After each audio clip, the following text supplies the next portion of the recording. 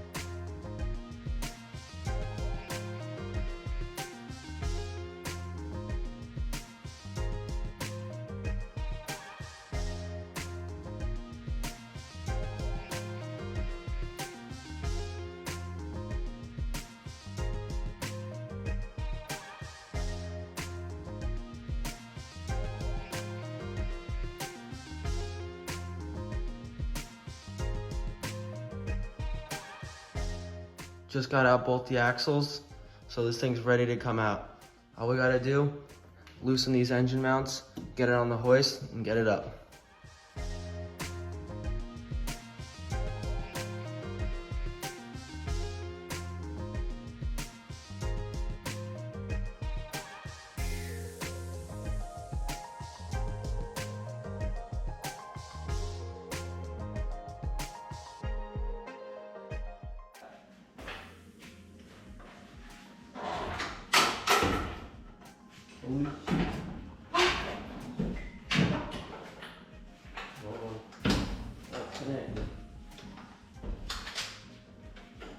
Is that it? No. Something else? Yeah.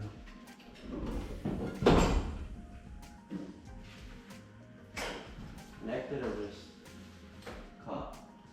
We're fine with that. No, we're good.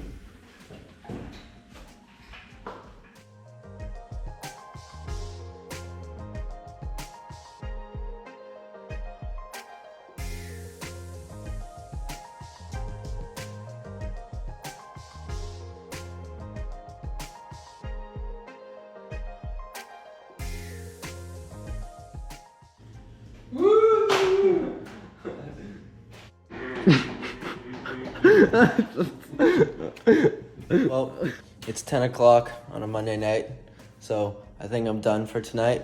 The engine is out though. My dad and I got this whole engine out in one day, which I'm pretty happy about. My goal was to get it out in a day, so getting it done was awesome. It took a long time, but the hardest part was just disconnecting and labeling all these wires that connect to the engine, because obviously if we don't label them, we're not gonna know where they go. So making sure that everything is labeled correctly was really important. Here's the motor and the transmission. This is the transmission right here. It's almost 3/4 of the size of the engine and it weighs a ton.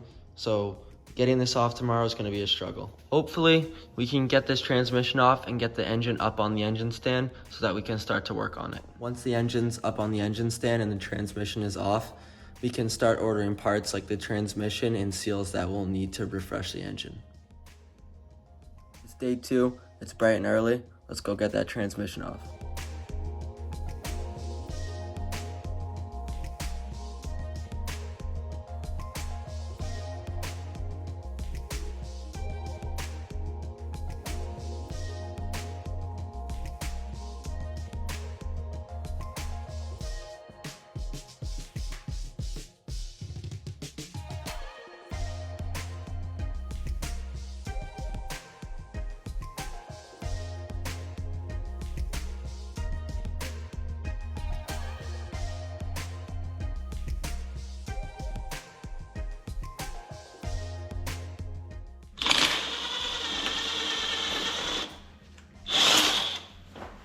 Is there anything holding that transmission? Nope. It's the last one. It's gonna fall backwards. Transmission is off. Get some pictures of the front.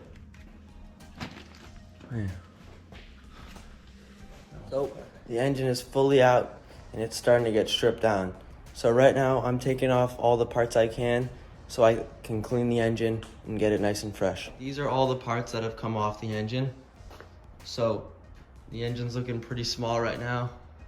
Not too many things left on it. I really wanted to take off all these parts so that I could really scrub down the engine, paint it, and make it look really nice. Also, I'm gonna be replacing gaskets like this, the exhaust gasket that goes on top of there, because after a while, these get worn out and they don't really work anymore, so getting new ones is important.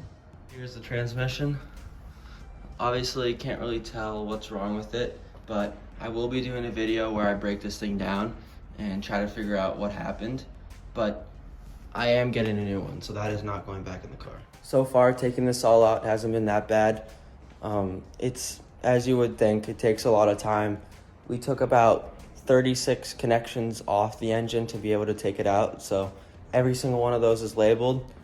So it's a lot, but as long as you stay organized and you take your time with it, you can do it too. What I do to stay organized is I just label everything so that I know exactly what it is when I go back. So I take a ton of pictures before I take anything apart, and then I number everything. So it's numbered here and it's numbered here, so that I know every single thing and what it goes to, so that when I go to put everything back in, I don't have any trouble figuring out what goes to what. All this can look really scary if you don't work on your car, but as long as you label everything, it simplifies it a lot. So doing this yourself is not impossible if you just keep organized. Thanks again for watching this video. This is going to be the part 1 of replacing the transmission. Part 2 will come out in a little while once all the parts come in. But thank you for watching and stay tuned for the next one. Peace.